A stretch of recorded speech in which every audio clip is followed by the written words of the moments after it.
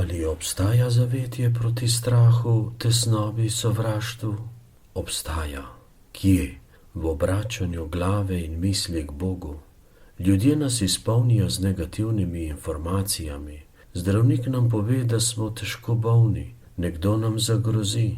Doživeli smo neuspeh. Ljuba oseba nas je napadla ali zapustila. Nekaj hudega se je zgodilo z otroci. Ostali smo brez službe. V takšnih situacijah je duša v krču. Čuti se nemočna, sama, prezrta, zapuščena.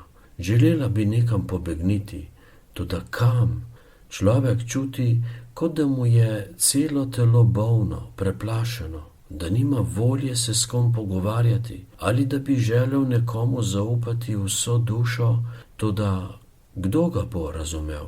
Tako se slabost poglablja in zdi se, da ni rešitve in upanja. Kaj tedaj?